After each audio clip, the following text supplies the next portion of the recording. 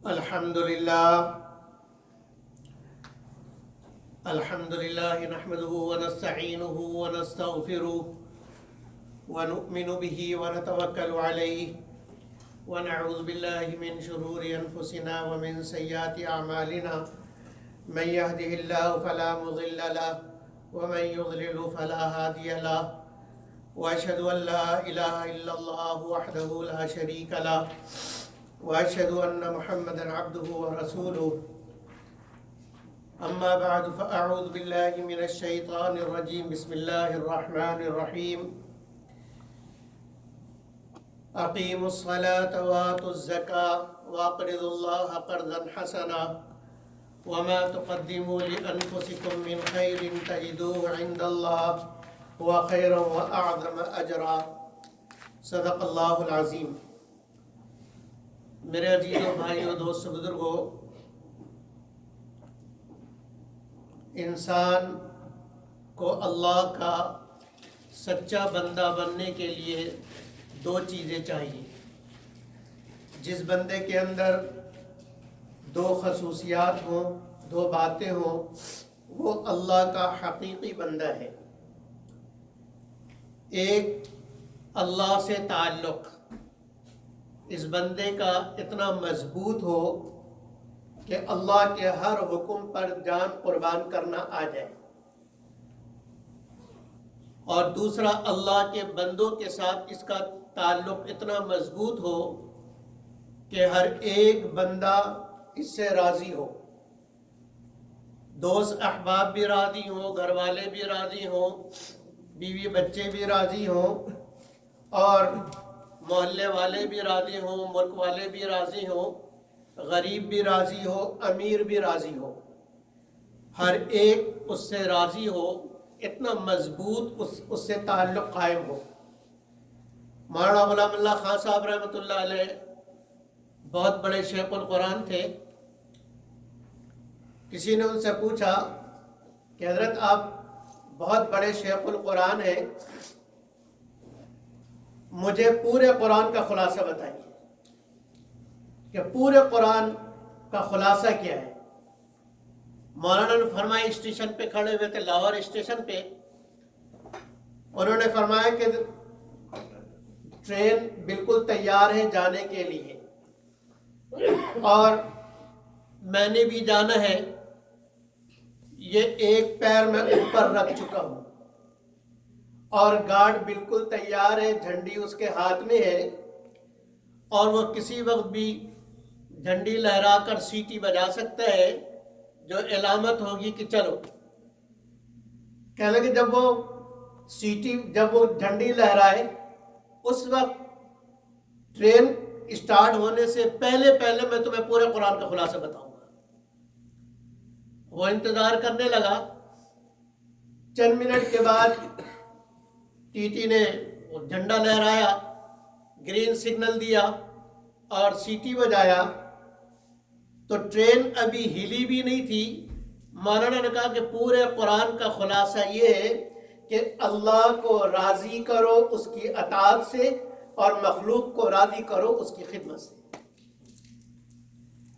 کہا یہ پورے قرآن کا خلاصہ ہے۔ پورے قرآن کے اندر جتنے احکامات ہیں، ان سب کا لب لباب اور نچوڑ یہ کہ اللہ راضی ہو جائے اس کی اطاعت کر کے، کہ ہم اس کی ایسی اطاعت کر لیں کہ وہ راضی ہو جائے، اور مخلوق کی ایسی خدمت کر لیں کہ مخلوق ہم سے راضی ہو جائے۔ تو جب اللہ راضی، خالق راضی، اور اس کا مخلوق راضی، تو کہا پورے قرآن کا خلاصہ ہو گیا۔ تو جس نے ان دو باتوں پر عمل کر لیا کہ میری ذات سے اللہ کا کوئی حکم نہ چھوٹے،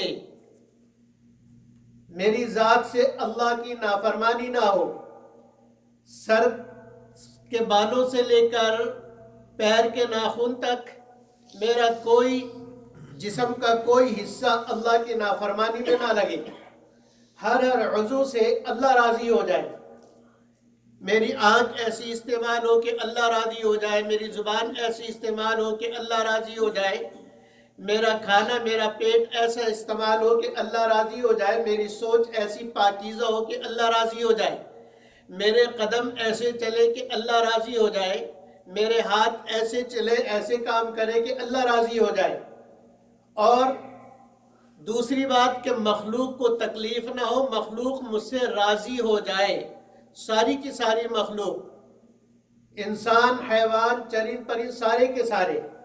اس لیے کہ دین اسلام وہ واحد مذہب ہے جو کہتا ہے کہ ہرے بھرے درخت کو نہ کاٹنا۔ کوئی اور دنیا کا مذہب ہے جو کہتا ہے جانور اپنے لیے ذبح کرو، حلال جانور اپنے لیے ذبح کرو، تو ذبح ایسے کرو کہ اس کو تکلیف زیادہ نہ ہو، اس لیے فرمایا کہ چھری پہلے خوب تیز کرو، اتنی تیز ہو کہ لگتے ہی اس کا گلا کٹ جائے، چہرہ کٹ جائے، اس کو تکلیف نہ ہو، اس لیے کہ اللہ نے اس کو تمہارے لیے مسخر کیا ہے، لیکن اس کا یہ مطلب نہیں کہ اس کو تکلیف پہنچائی جائے۔ تو یہ دین ہے جو ایسا کامل اور ایسا مکمل ہے کہ اللہ بھی راضی، مخلوق بھی راضی، اللہ بھی خوش، بندے بھی خوش۔ اس کے لیے اللہ نے قانون بنایا۔ اللہ راضی، اللہ کے راضی کرنے کا سب سے بڑا ذریعہ نماز ہے۔ نماز سب سے بڑا ذریعہ، اس لیے کہ نماز میں ساری عبادتیں جمع ہیں اور ساری عبادتوں کا نچوڑ نماز ہے، اور فرمائے کہ جس کی نماز ٹھیک ہو جائے گی اس کے سارے اعمال ٹھیک ہو جائیں گے۔ اور نماز ایسا زبردست بریک ہے، کیا ہے؟ بریک ہے، بریک، ایسا اسٹرانگ بریک ہے کہ جو گناہوں سے روکتا ہے۔ اسی لیے اللہ نے فرمایا ان الصلاۃ تنہا عن الفحشاء والمنکر، کہ نماز ہی ایسا بریک ہے جو تمہیں روک سکتا ہے گناہوں میں پڑنے سے، لیکن شرط یہ کہ نماز ٹھیک ہو، نماز ویسی ہو جیسی اللہ چاہتے ہیں، ٹکروں والی نہ ہو کہ پہلی رکعت میں کیا پڑھا کچھ معلوم نہیں، دوسری رکعت میں کیا پڑھا کچھ معلوم نہیں، اور رکوع میں تسبیح کتنی مرتبہ پڑھی کچھ پتہ نہیں، سب آواز سب کے آ رہی ہے، سبحان ربی العظیم پورا ہی نہیں ادا ہو رہا، سجدے میں سب کی آواز آ رہی، سبحان ربی الاعلیٰ پورا ادا ہی نہیں ہو رہا، اس لیے 4 رکعت نماز 2 منٹ میں ختم۔ تو جس کی نماز اچھی ہوگی، ان الصلاۃ تنہا عن الفحشاء والمنکر، کہ نماز، بے شک نماز ہر ظاہری گناہ سے بھی روکنے والی ہے اور باطنی گناہ سے بھی روکنے والی ہے۔ فحشاء بے حیائی سے روکنے والی ہے، والمنکر اور ایسی باتیں جو ناپسندیدہ ہیں، جس کو نہ اللہ پسند کرے، نہ رسول پسند کرے، نہ اچھا انسان پسند کرے، نماز اس سے روکنے والی ہے۔ تو ایک تو نماز ہماری اتنی مضبوط ہو، اتنی اچھی ہو، اتنی کامل اور اتنی مکمل ہو کہ نماز میں اللہ اکبر کہتے ہی ساری دنیا کا خیال دل سے نکل جائے، اور صرف یہ خیال ہو کہ میں کس کے سامنے کھڑا ہوں، میں کھڑا کس کے سامنے ہوں، میں کس سے بات کر رہا ہوں، اللہ تو میرے ہر جملے کا جواب دے رہے۔ جب آدمی اللہ اکبر کہہ کے نیت باندھتا ہے تو اللہ اس کی طرف متوجہ ہوتے ہیں، لیکن جب اللہ اکبر کہہ کے یہ اپنے دوسرے خیالات میں مگن ہو جاتا ہے اور اس کو کچھ پتہ نہیں کہ میں نماز میں کھڑا ہوں یا کہاں کھڑا ہوں، تو پھر اللہ بھی اپنی توجہ ہٹا لیتے ہیں۔ یہ تو متوجہ ہی نہیں ہے۔ بندہ متوجہ نہ ہو، اللہ کیوں متوجہ ہو؟ اس لیے اللہ کو متوجہ کرنے کے لیے ہمیں پہلے متوجہ ہونا پڑے گا۔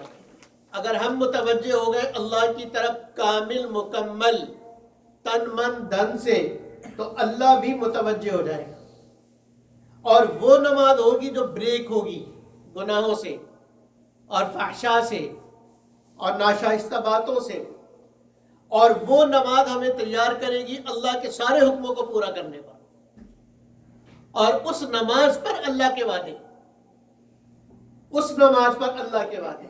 اللہ کا جو وعدہ ہے کہ جس کی نماز، جو 5 وقت نماز پڑھے گا اس کی روزی کی تنگی نہیں ہوگی، یہ اس نماز پر ہے جو نماز کامل ہو۔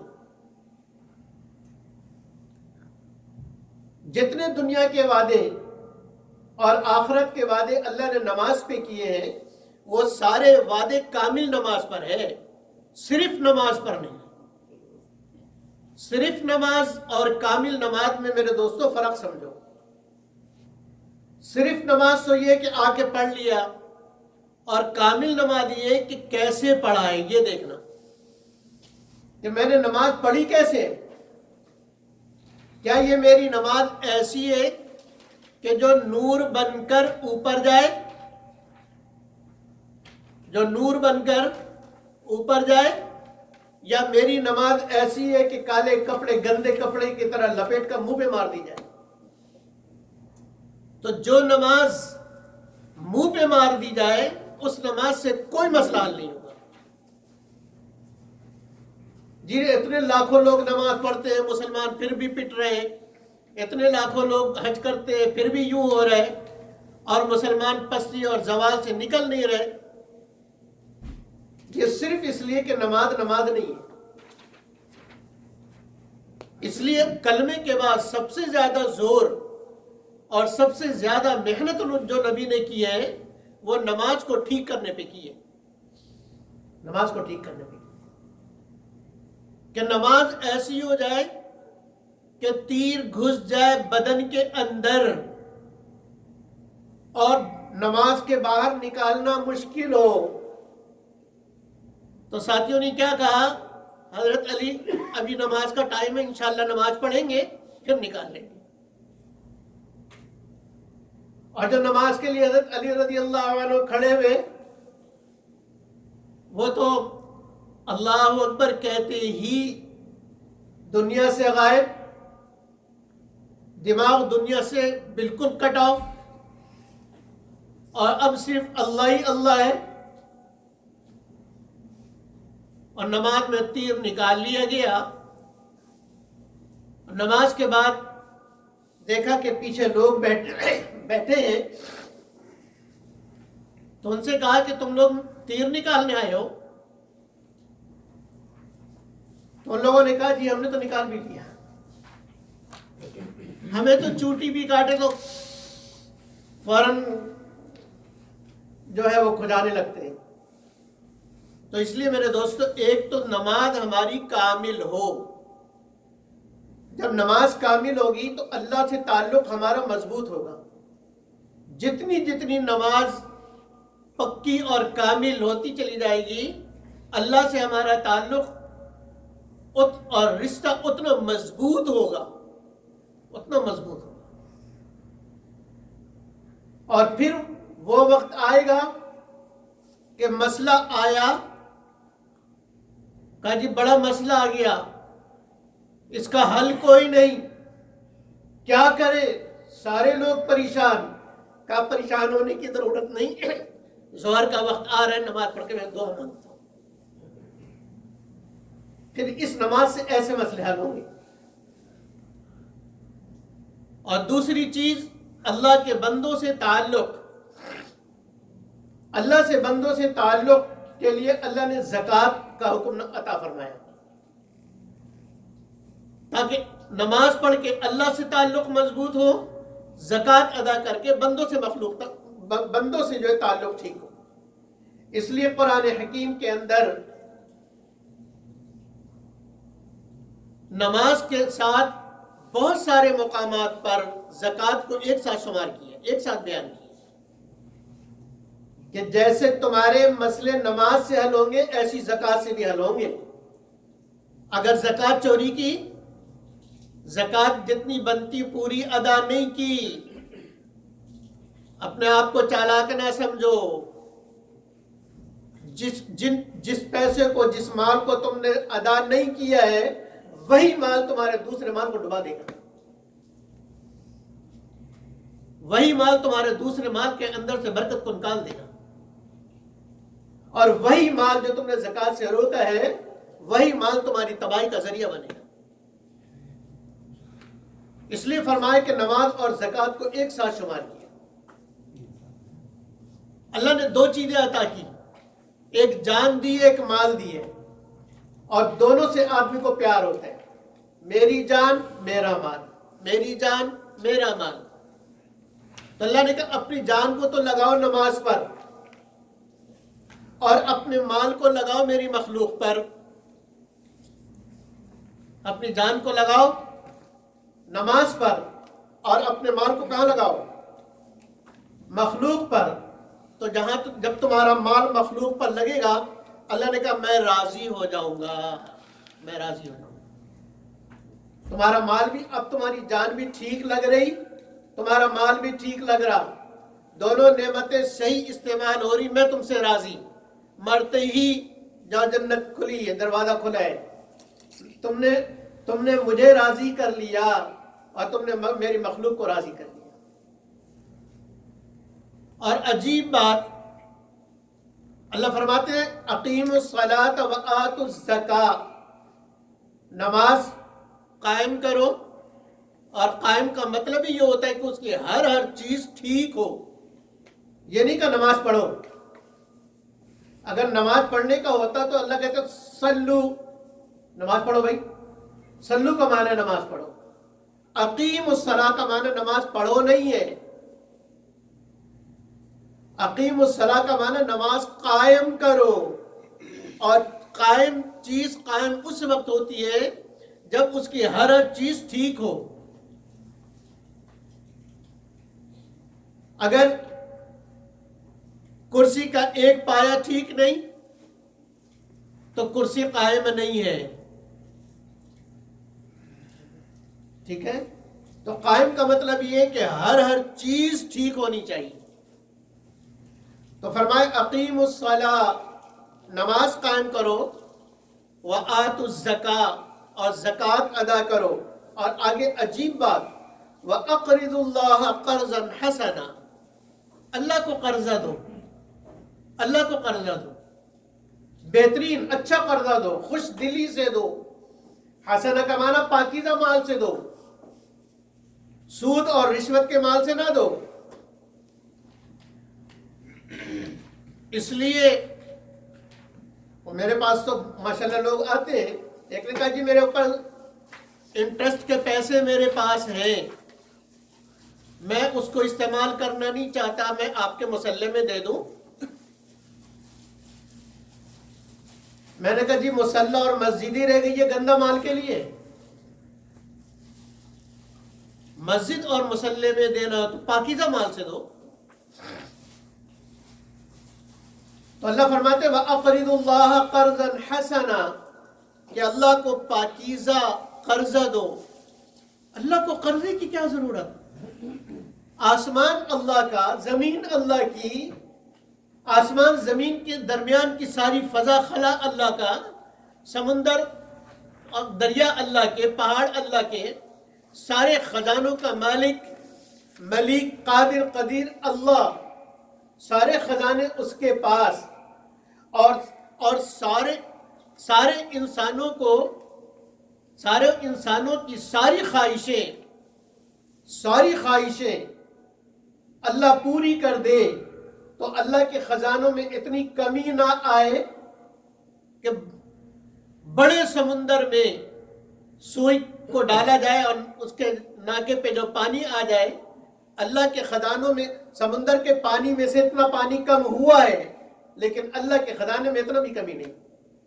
تو جو اتنے بڑے خزانے کا مالک، جو سب سے غریب جنتی ہوگا، جو سب سے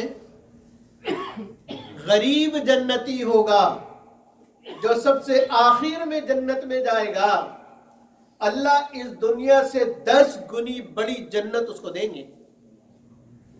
تو اعلیٰ والوں کی کیا بات ہو. تو اللہ خزانوں کا مالک، کن فیکون کا مالک، چاند سورج ستاروں کا مالک، اس کو قرضے کی کیا ضرورت ہے؟ وہ کیوں کہہ رہا وَأَقْرِضُوا اللَّهَ قَرْضًا حَسَنًا، کہ اللہ کو اچھا قرضہ دو، خوشی سے دو، پاکیزہ مال سے دو.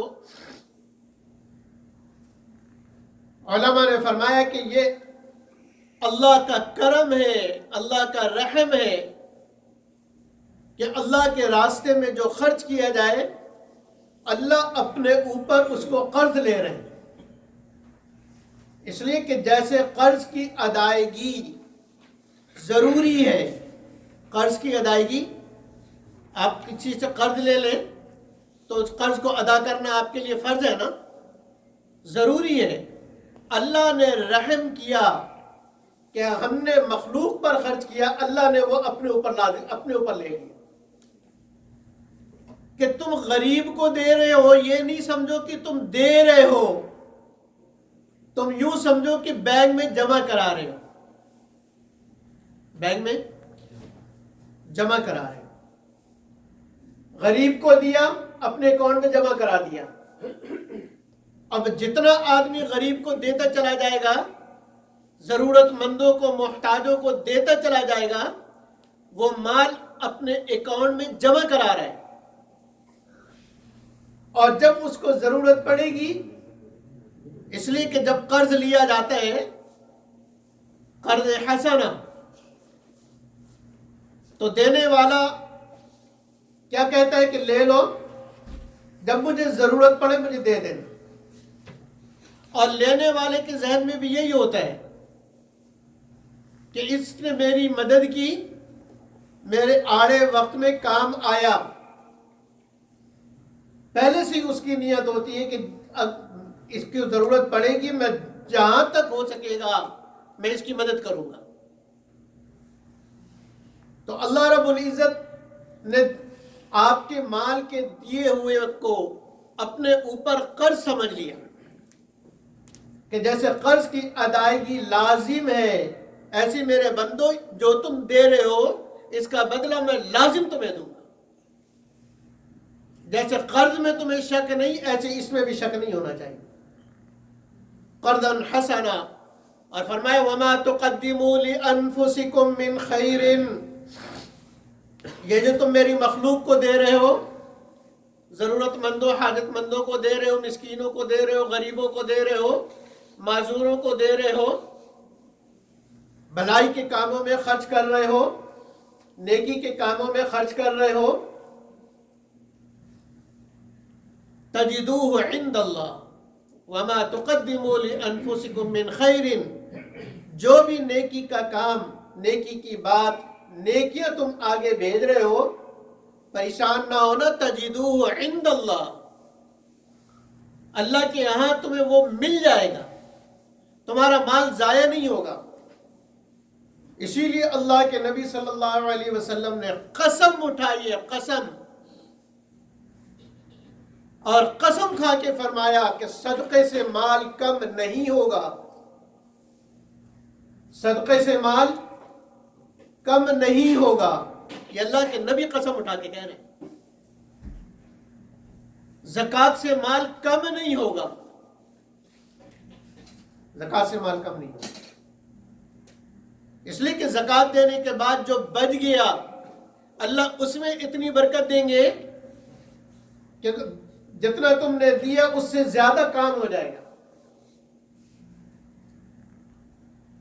اس لیے فرمایا کہ تجدو عند اللہ ہوا خیرا واعظم اجرا، یہ آخرت کے لیے تمہارا جمع کرا دینا یہ تمہارے لیے بہتر بھی ہے اور تمہارے لیے بہت بڑا اجر ہے، بہت بڑا اجر ہے۔ میرے عزیز بھائیوں اور دوستوں، اگر ہم زندگی کا معمول یہ بنا لیں کہ اپنی کمائی میں، چاہے وہ کمائی تھوڑی ہو یا زیادہ ہو، اگر یہ عادت بنا لیں کہ اپنی کمائی میں سے کچھ نہ کچھ اللہ کے بندوں کو دینا، کچھ نہ کچھ اللہ کے بندوں کو دینا ہے، نیک مصارف میں خرچ کرنا ہے، تو دینے کے بعد جو بچ جائے گا اللہ کی قسم اس میں برکت ہوگی، اس میں کسی قسم کی کوئی شک نہیں، اور اس میں اتنی برکت ہوگی کہ آدمی حیران رہ جائے گا کہ اتنا مال تو تھا نہیں، کام اتنا زیادہ کیسے ہو گیا، کام اتنا زیادہ کیسے ہو گیا، مال تو میرے پاس تھا نہیں۔ تو ایک تو میرے دوستو زکوٰۃ ہے، زکوٰۃ متعین ہے، دینے والا بھی متعین کہ جس کے پاس نصاب کا مال ہو وہ ادا کرے، اور لینے والا بھی متعین ہے۔ لیکن اللہ یہ چاہ رہے کہ زکوٰۃ کے علاوہ بھی خرچ کرو۔ وَآتَ الْمَالَ، اللہ قرآن میں فرماتے ہیں وَآتَ الْمَالَ عَلَىٰ حُبِّهِ، کہ جو لوگ اپنے مال کو خرچ کرتے ہیں اللہ کی محبت پر، کس پر؟ اللہ کی محبت کی وجہ سے، ذوی القربہ پہلا نمبر، رشتہ داروں پر، والیتامى یتیموں پر، والمساکین مسکینوں پر، وابن السبیل مسافروں پر، والسائلین اور وہ لوگ جو مانگتے ہیں،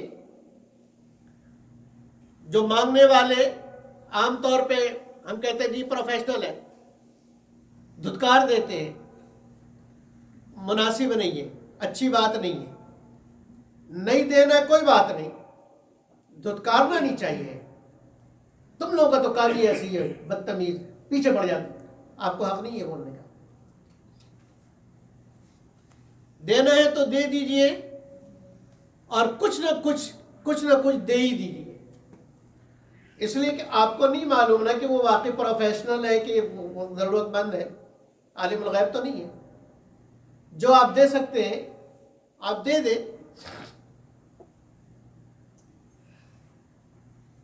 یہ اللہ رب العزت بیان فرما رہے زکوٰۃ کے علاوہ دینے کو، اور پھر دینے کے بعد احسان کہ میں نے تمہیں دیا ہے، اور یہ خیال کرنا کہ میں نے اس کے اوپر احسان کیا تھا، اب یہ ساری زندگی میرے سامنے ایسے رہے، انتہائی نامناسب بات ہے۔ ہمیشہ میرا شکر ادا کرتا رہے، میرا احسان مانتا رہے، اللہ یہ نہیں چاہتے۔ اس لیے کہ اللہ جن لوگوں کا صدقہ قبول فرماتے ہیں ان کی صفات اللہ نے بیان کی، وَيُطْعِمُونَ الطَّعَامَ عَلَىٰ حُبِّهِ وَيُطْعِمُونَ الطَّعَامَ عَلَىٰ حُبِّهِ مِسْكِينًا وَيَتِيمًا وَأَسِيرًا، کہ وہ لوگ جو دوسروں کو کھلاتے ہیں، یعنی دوسروں پر اپنا مال خرچ کرتے ہیں، کیوں؟ عَلَىٰ حُبِّهِ، اللہ کی محبت کی وجہ سے، مِسْكِينًا وَيَتِيمًا وَأَسِيرًا، اور دوسروں کو کھلا پلا کر ان کی ضروریات پوری کر کے، کیا کہتے ہیں؟ مجھے میرا احسان مانو، تھینک یو کہو۔ کل دینے کے بعد کہتے ہیں لا نريد منکم جزاء ولا شکورا، ہم تم سے اس کا کوئی بدلہ نہیں چاہتے، جو احسان میں نے کیا ہے تم سے اس کا کوئی بدلہ نہیں چاہیے، کوئی بدلہ نہیں چاہیے، یہاں تک کہ ولا شکورا، تمہارا تھینک یو بھی نہیں چاہیے۔ اس لیے اللہ کے لیے دیا ہے، اللہ قبول کر لے، اور تیری بڑی مہربانی کہ تو نے لے لیا۔ تو اللہ مجھے اور آپ کو عمل کی توفیق عطا فرمائے۔ یہ رجب کا مہینہ، عام طور پہ لوگ رجب اور رمضان کے اندر زکوٰۃ نکالا کرتے ہیں، اس لیے مناسب معلوم ہوا کہ آج زکوٰۃ پر کچھ عرض کر دوں۔ زکوٰۃ کے لیے ایک دو مسئلے سن لیجئے۔ ایک تو اپنے مال کا پکا حساب کیجیے، اپروکسیمیٹلی نہیں چلے گا، تھوڑا سا محنت کریں، حساب لگ جائے گا۔ اپنے مال کا باقاعدہ حساب لگائیے بیٹھ کے اطمینان سے، اور جتنی زکوٰۃ بنے، شریعت نے اتنی آسانی دی ہے۔ مثال کے طور پر $12,000 آپ پر زکوٰۃ بنی، کتنی بنی؟ $12,000 آپ پر زکوٰۃ بنی، تو شریعت یہ نہیں کہتی کہ کھٹے ادا کرو، اتنی آسانی ہے کہ آپ $100 ہر مہینے ادا کر دیں، لیکن پکے حساب کے ساتھ۔ تو اگر تھوڑا تھوڑا بھی زکوٰۃ ادا کر دیا جائے، اور سال کے آخر تک وہ جو اماؤنٹ بنی ہے زکوٰۃ کی وہ مکمل ہو جائے، تو انشاءاللہ آپ کی زکوٰۃ ادا ہو جائے گی۔ اللہ رب العزت مجھے اور آپ کو عمل کی توفیق عطا فرمائے۔ وآخر دعوانا الحمدللہ رب العالمین۔ سنت پڑھ